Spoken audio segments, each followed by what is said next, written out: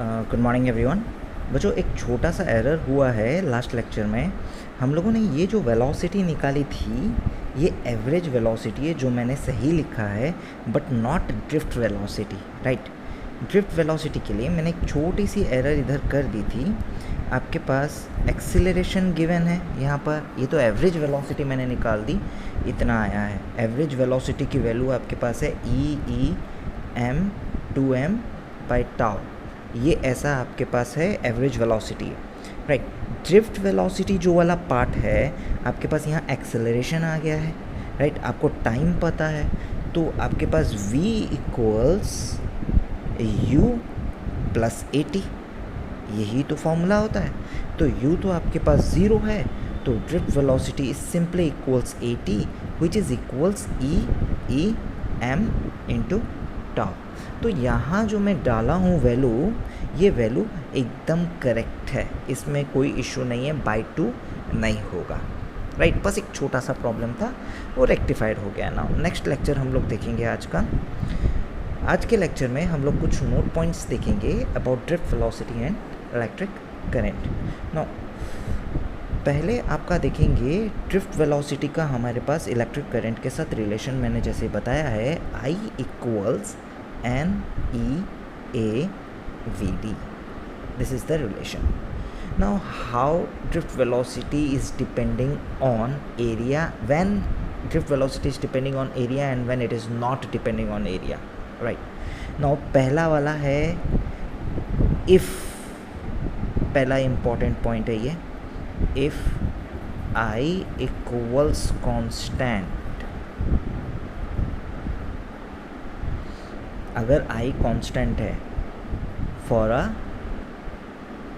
Conductor, मतलब आपने एक कंडक्टर डिफाइन कर लिया है, I कांस्टेंट है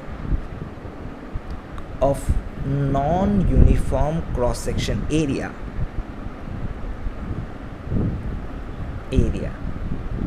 मतलब आपने ऐसा बोल दिया है, ऐसा एक कंडक्टर है जिसका cross section area non uniform है, राइट।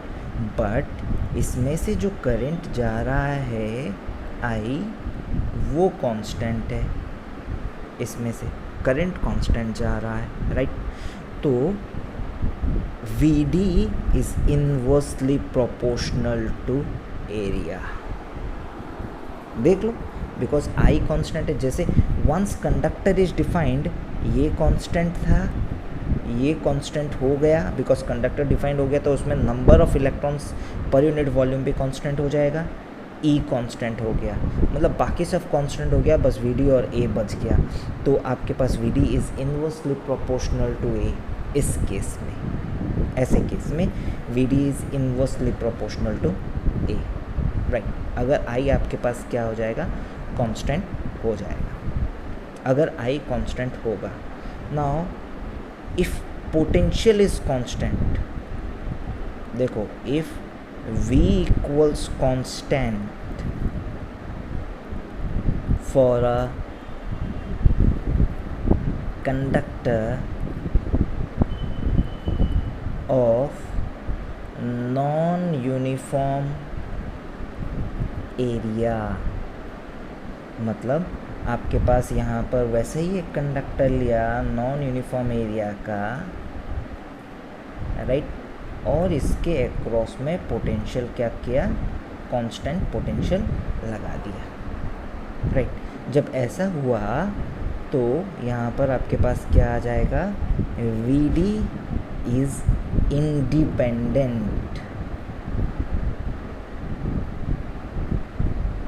ऑफ एरिया, मतलब हर जगह पे आपके पास VD सेम है। इधर जितना VD की वैल्यू अगर V0 है, इधर भी VD की वैल्यू आपके पास V0 ही होगी, चेंज कभी नहीं होगा। वाई, बिकॉज ड्रिफ्ट वेलोसिटी का formula E m into tau which is equals E को हम लिख देंगे V by L m tau.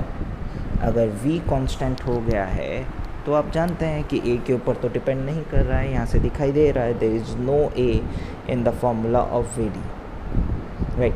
अब आप यहाँ पर एक और चीज़ भी बोलेंगे, सर इधर तो A है, आपने ये वाला फॉर्मूला क्यों यूज़ किया, ये वाला क्यों यूज़ नहीं किया, देखो वो भी आपको बता देते हैं। आप यहाँ पर अगर आई को हटाना है, आपके पास formula I equals NEAVD, right. अब I को हटाना है ओम्स लॉ से, I is equal to V/R, R क्या है, rho L/A is equal to NEAVD। आप खुद चेक कर लो, यहाँ से A से A कट गया तो VD इक्वल्स V/ρ/LNE,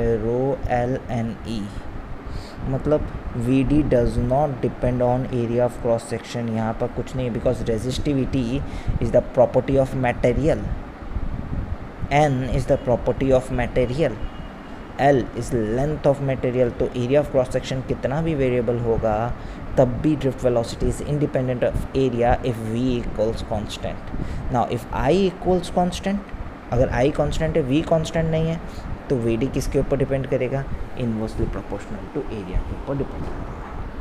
मतलब ये दो चीज़ें हैं जो ध्यान रखना है कि कब ड्रिफ्ट वेलोसिटी आपके पास एरिया के ऊपर डिपेंड करेगा, कब ड्रिफ्ट वेलोसिटी एरिया के ऊपर डिपेंड नहीं करेगा।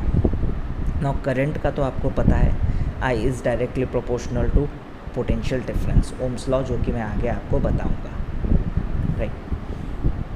तो ये चीज़ें आपको इम्पॉर्टेंट नोट पॉइंट्स इसका समझ में आ गया है, राइट। तो नेक्स्ट पॉइंट हम लोग देखते हैं Ohm's law.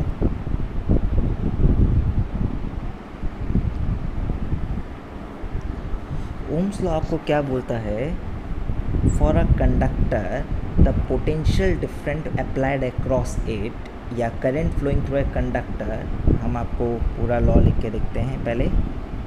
Current flowing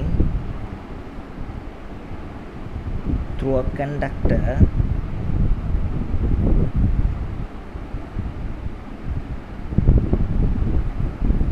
is directly proportional to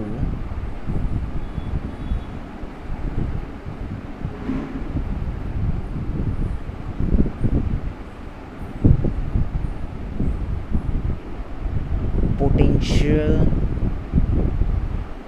difference applied across it। ये आपके पास क्या है, current flowing through a conductor का स्टोरी है। तो यहाँ पर आप देखेंगे, इसको ऐसे लिखेंगे, I is directly proportional to V, इस तरीके से। I is directly proportional to V, कि जितना ज़्यादा आपके पास पोटेंशियल डिफरेंस होगा उतना ज़्यादा आपके पास क्या होगा, करंट होगा एक कंडक्टर के अक्रॉस में। ऑब्वियस ही बात है कि करंट को अगर हम लोग इसको एक इस मैकेनिज़्म से बताएं, आप मुझे एक बात सोचकर बताना कि यहाँ पर कौन से केस में वाटर का फ्लो ज़्यादा होगा। एक कंटेनर है, राइट, यहाँ पर एक होल रखा हुआ है, ठीक है। तो यहाँ पर इसको एक टेबल पे रखा गया है,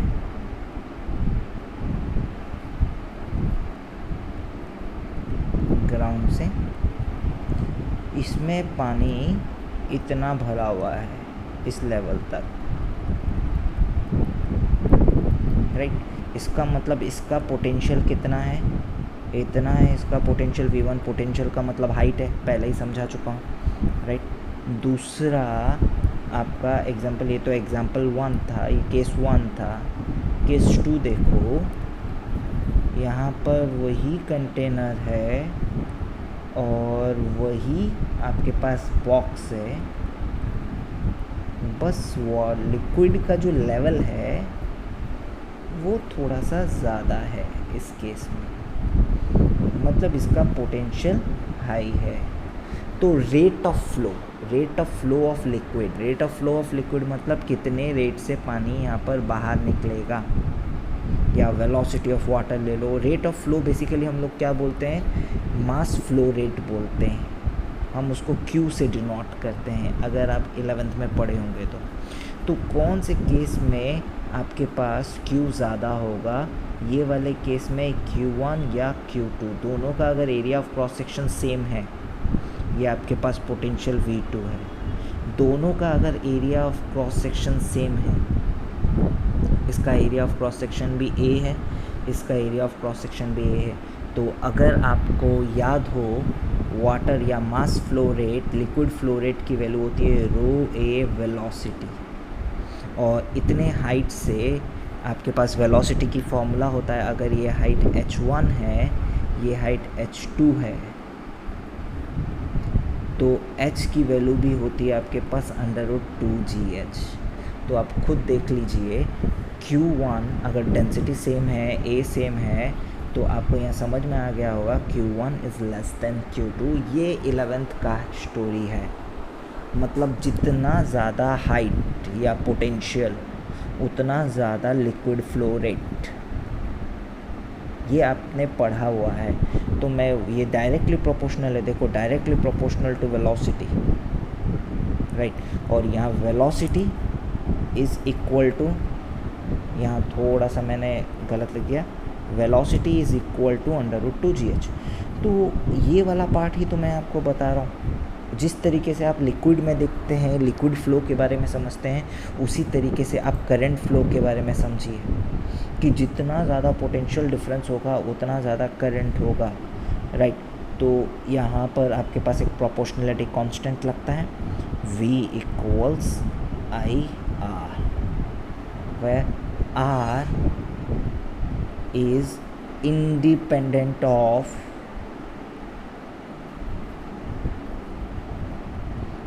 V एंड I। ऐसा मत समझिएगा कि सर R चेंज हो जाएगा, नहीं, R एक कांस्टेंट है। R only depends on ρL/A, right. तो R 3 फैक्टर्स पे डिपेंड करता है, बेसिकली 4 फैक्टर्स पे डिपेंड करता है। पहले आप 3 ही फैक्टर देखेंगे। पहला वाला है रेजिस्टिविटी, जो कि ρ है, दूसरा लेंथ, और तीसरा area of cross section.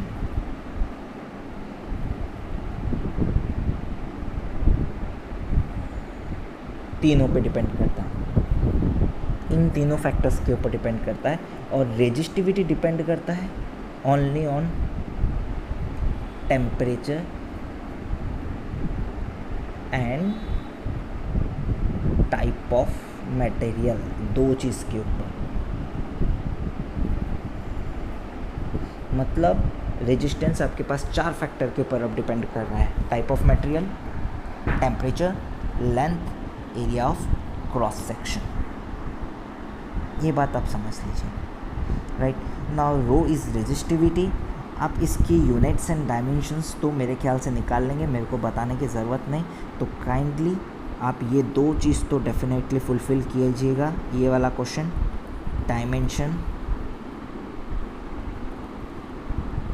Of resistance and resistivity, ये 2 चीज़ आप क्या कीजिएगा, कंप्लीट कीजिएगा, राइट। अच्छा चलो, इसमें हम आगे जाते हैं। यहाँ पर इसका एक और फॉर्मेट भी है, मतलब V equals RI, there is another term conductance and conductivity. So conductance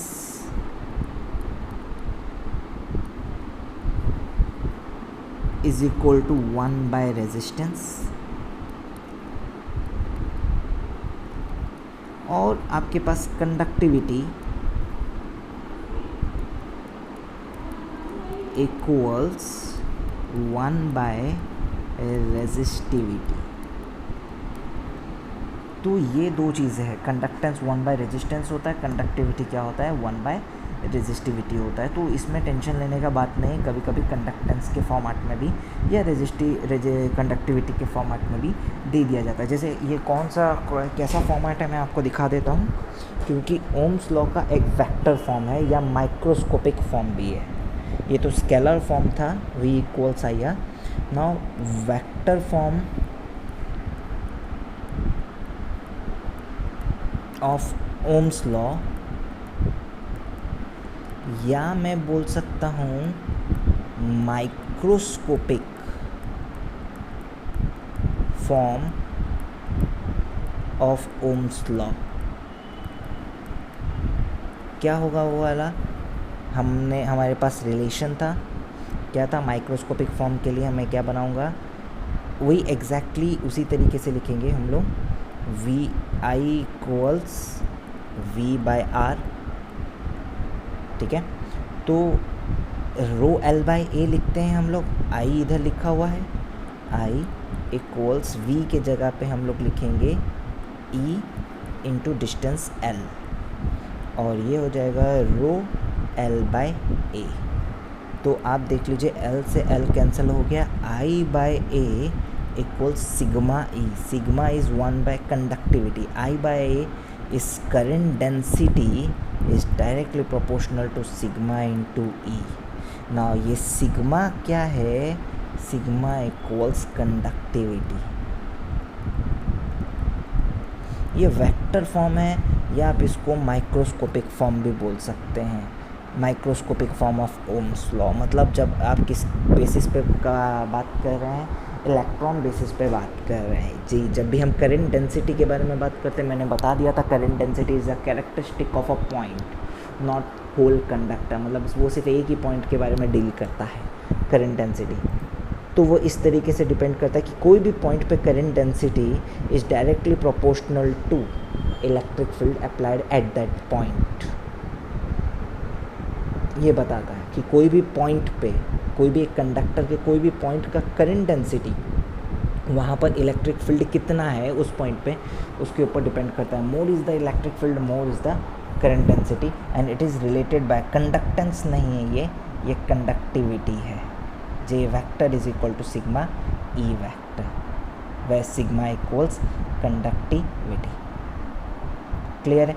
अच्छा, तो आगे देखते हैं, नेक्स्ट पॉइंट देखते हैं हम लोग। इसके जो डिपेंडेंसी है टेम्परेचर के ऊपर और type of material, length, area के ऊपर जो डिपेंडेंसी है रेजिस्टेंस की, तो आपको यहाँ पर डायरेक्टली दिखाई दे रहा है dependency. Resistance is directly proportional to length and resistance is inversely proportional to area of cross section, right. इस बेसिस पे कुछ क्वेश्चंस बनते हैं, किस तरीके से बनते हैं हम लोग अभी देखेंगे आगे। So the question 5 illustration 5.1, in a hydrogen discharge tube the number of protons drifting across a cross section per second is 1 into 10 to the power 18, while the number of electrons drifting in the opposite direction across another cross section is 2.7 into 10 to the power 18 per second. Find the current flowing in the tube. अब समझेंगे हम लोग इसका मतलब क्या है। आपके पास एक डिस्चार्ज ट्यूब है, right, this is a discharge tube. यहाँ पर बेसिकली डिस्चार्ज ट्यूब में एक एनोड रहता है, एक कैथोड रहता है, राइट। उसको हम लोग बैटरी से कनेक्ट करते हैं, right. This one is your anode and this one is your cathode, right. Now proton मतलब पॉजिटिव चार्ज इज़, ये आपके पास कोई भी एक क्रॉस सेक्शनल एरिया ले लिया गया है, जैसे कि आपको पता है कोई भी एक क्रॉस सेक्शनल एरिया ले लिया गया है, बोला गया है पॉजिटिव चार्ज, यहाँ पर आपके पास जो भी पॉजिटिव चार्ज है इस जगह पे पॉजिटिव चार्ज इस तरफ जा रहे हैं, राइट, प्रोटॉन, और नेगेटिव चार्ज जो है ऑब्वियस सी बात है यही क्रॉस सेक्शन एरिया को अपोजिट डायरेक्शन में जाएंगे, this are negative charge, right, means these are positive charges, these are negative charges. Now direction of current जो होता है, it's in the direction of flow of positive charge, right, direction of conventional current जो कि बताया था आपको,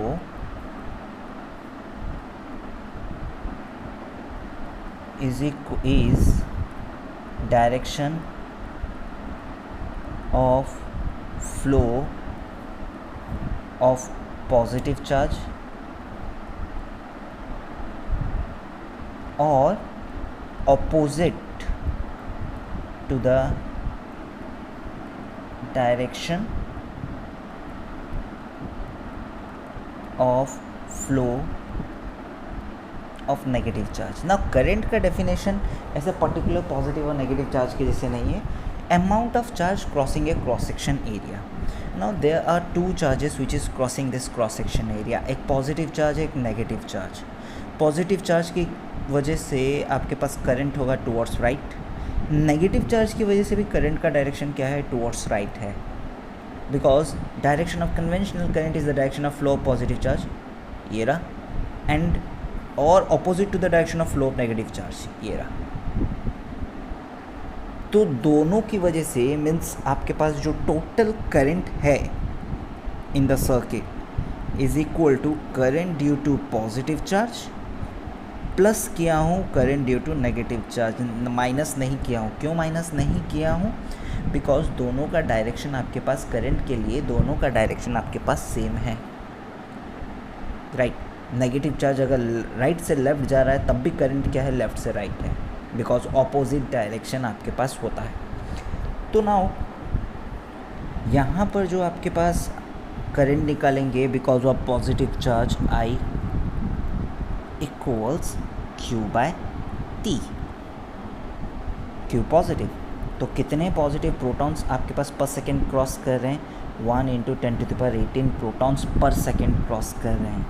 तो आपके पास टाइम हो गया 1 सेकेंड, टोटल चार्ज हो गया 1 × 10⁻18, ये नंबर ऑफ प्रोटॉन है, चार्ज ऑफ 1 प्रोटॉन 1.6 × 10⁻19. तो आपके पास वैल्यू कितनी हो गई, 0.16 एम्पियर. नाउ सिमिलरली आपके पास because of negative charge equal total negative charge flowing by T, that is 2.7 × 10⁻18 number है, एंड चार्ज क्या है 1.6 × 10⁻19 डिवाइडेड बाय 1. अच्छा, कोई बोलता है सर नेगेटिव में आ गए, यहाँ पर आपने माइनस साइन क्यों नहीं लगाया, बिकॉज मैं यहाँ पर मैग्नीट्यूड लिख रहा हूँ. मेरे को माइनस प्लस तो खाली आपको बताता है कि कौन सा टाइप का चार्ज है, बाकी ये तो स्केलर क्वांटिटी है.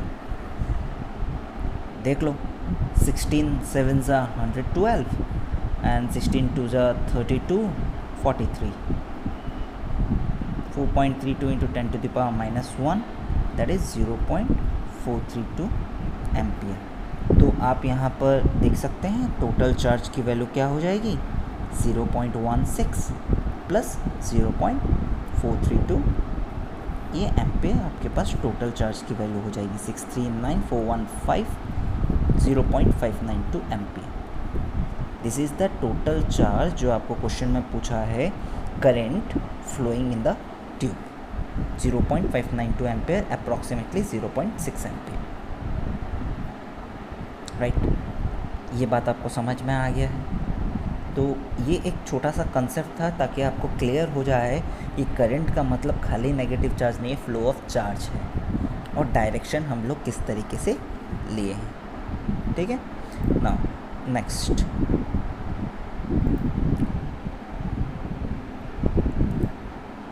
you need to produce a set of cylindrical copper wires 2.5 meter long that will have a resistance of 0.152 ohm each. ठीक है. What will be the mass of each wire? Density दिया गया है, resistivity of copper दिया गया है. See, सवाल easy है, mass of each wire आपको चाहिए होगा. चलो मास का स्टोरी तो बाद में हम देखेंगे, हमको रेजिस्टेंस क्या पता है, ρL/A, ठीक है.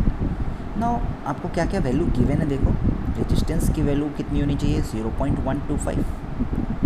अच्छा, आपको रेजिस्टिविटी ऑफ कॉपर कितनी गिवन है, 1.72 ये ओम इंटू 10⁻⁻8 ओम मीटर, राइट. उसके बाद डेंसिटी, ये तो आपके पास क्या हो गया, resistivity, density of copper 8.9 into 10⁻³ kg/m³, ठीक है. मास पूछा गया है. अच्छा चलो मास छोड़ो, मैं एरिया ऑफ क्रॉस सेक्शन तो निकाल ही लूँगा. अच्छा, लेंथ भी दिवन है, L = 2.5. मास तो देख ही लेंगे. क्या मैं एरिया ऑफ क्रॉस सेक्शन निकाल सकता हूँ कि कितना एरिया ऑफ क्रॉस सेक्शन होना चाहिए, right. A = ρL/A, R 1.72 into 10⁻⁻8. Length आपको कितना गिवन है, 2.5 मीटर लॉन्ग है, बाय रेजिस्टेंस की वैल्यू आपके पास कितनी गिवन है 0.125 हो गया। जैसे ही आपको यहाँ से एरिया पता चला बच्चों, mass equals density into volume. Density आपको पता है volume of cylinder is equal to area of cross section into length. जी, क्वेश्चन ख़त्म। इस तरीके से आपको मास भी मिल जाएगा, आराम से आ जाएगा मास, राइट। नेक्स्ट सवाल देखें।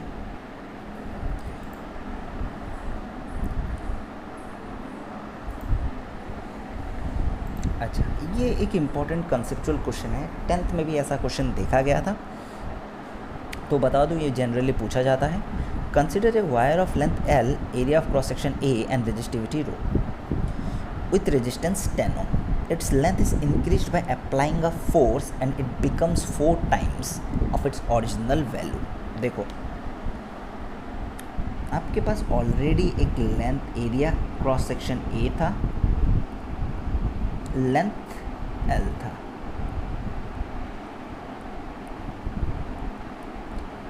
ऐसा 10th में आप पढ़े हैं, 10th बोल रहा हूँ, 11th में आप पढ़े हैं, अगर आप फोर्स लगाएंगे तो इसका एरिया भी चेंज होगा और लेंथ भी चेंज होगा, क्योंकि फोर्स लगाएंगे अगर एक्सपैंड करेगा तो आपके पास 2 स्ट्रेन आएगा, एक लैटरल स्ट्रेन आएगा और एक लॉन्गिट्यूडनल स्ट्रेन आएगा।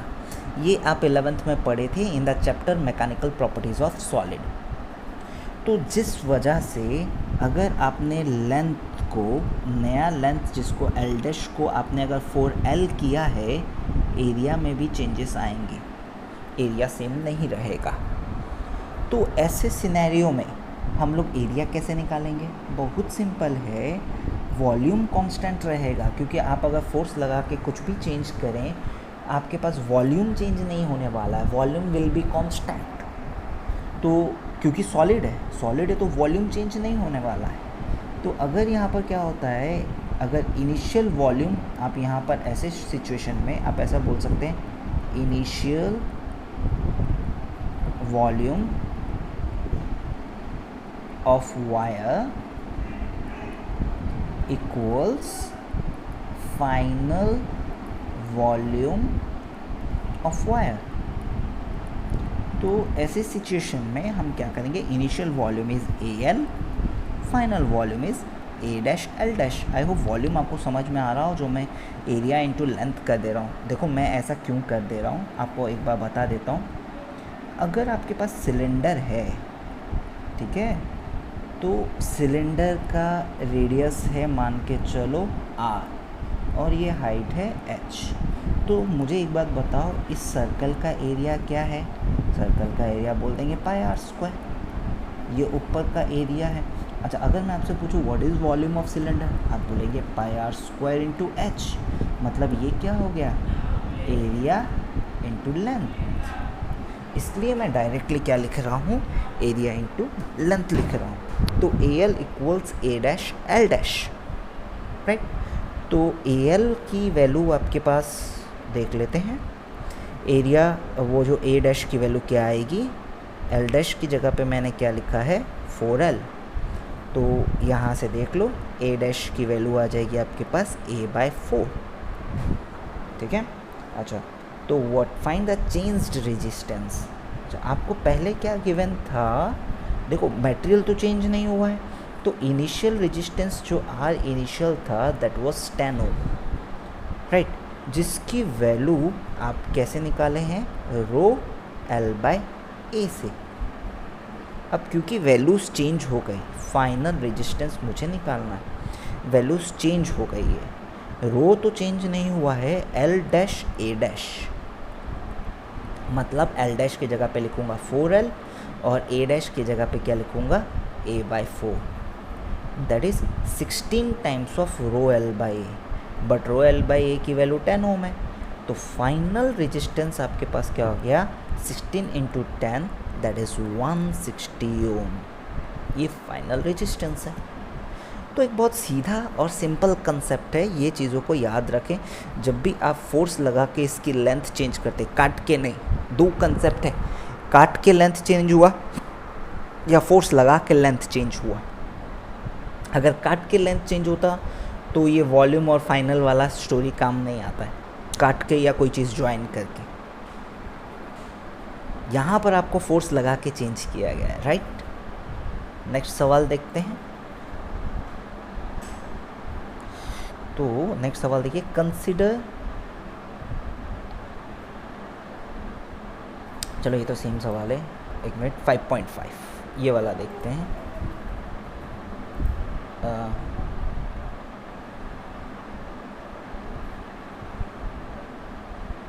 नेक्स्ट ये वाला देखते हैं। A wire of mass m, length L, density D and area of cross section A is stretched in such a way that its length increases by 10% of its original value. Right. Express the changed resistance in percentage. ये 5.5 आप थोड़ा try करेंगे कि कितना आपके पास change resistance आया 5.5 में, ठीक है। ये अगर आंसर अगर आएगा तो मुझे बताइएगा, नहीं आया तो मैं ये वाला आपको बता दूंगा 5.5 वाला। अच्छा, इसका आंसर आपके पास आएगा, इसका आंसर आपके पास आएगा 21%। ये अगर नहीं आता है 21% तो आप मुझे बताइएगा, मैं आपको ये समझा दूंगा। तो ये लास्ट इलस्ट्रेशन देख लेते हैं। A uniform copper wire of mass carries a current of 1 ampere when 1.7 volt is applied across it. Calculate the length and the area of cross section. If the wire is uniformly stretched to double its length, calculate the new resistance. अच्छा, चलो देख लेते हैं क्या क्या question आपको given है। मास given है, डेंसिटी गिवन है, तो करंट आपको गिवन है, रेजिस्टेंस हम लोग निकाल सकते हैं R इक्वल्स V/I से।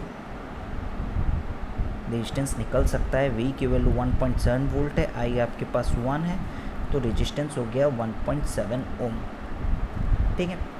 अच्छा, और क्या क्या गिवन है, मास दिया गया है 2.23 into 10⁻³ kg। Density of copper दी गई है आपको 8.92 इंटू 10⁻³ kg/m³। और रेजिस्टिविटी रो गिवन है आपके पास 1.7 इंटू 10⁻⁸ ओम मीटर। डन। अच्छा, सो रेजिस्टेंस R इक्वल्स ρL/A, तो लेंथ बाय A का आपके पास इंटू रेजिस्टिविटी की वैल्यू आपके पास है 1.7 इंटू 10⁻⁸ और रेजिस्टेंस की आपके पास वैल्यू 1.7 आ रही है, तो L/A का रेशियो आपके पास आ रहा है 10⁸। ये पहली इक्वेशन आ गई।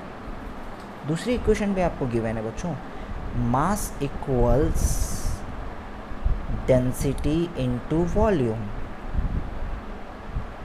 मास गिवन है 2.23 इंटू 10⁻³ kg, डेंसिटी गिवन है 8.92 इंटू 10⁻³, वॉल्यूम क्या है L इंटू A।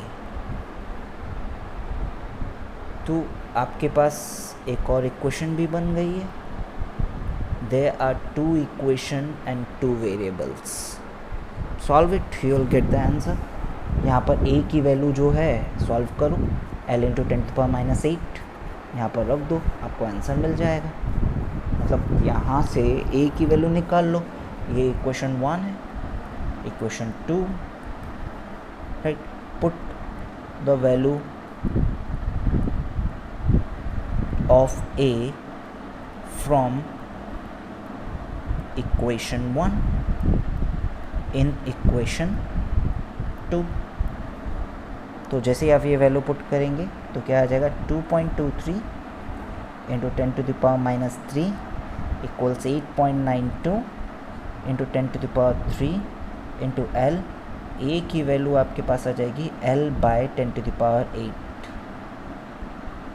अब आप देख लो, सारा क्वेश्चन सॉल्व इजीली हो जाएगा। तो L² equals 2.23 divided by 8.92 into 10⁻³ divided by 10 to the power 3 multiplied by 10 to the power 8। अब इसको आगे सॉल्व कर लो। Once you get the value of L you will get the value of area of cross section. ये वाली value आराम से हो जाएगी, एरिया ऑफ क्रॉस सेक्शन भी आपको मिल जाएगा, राइट।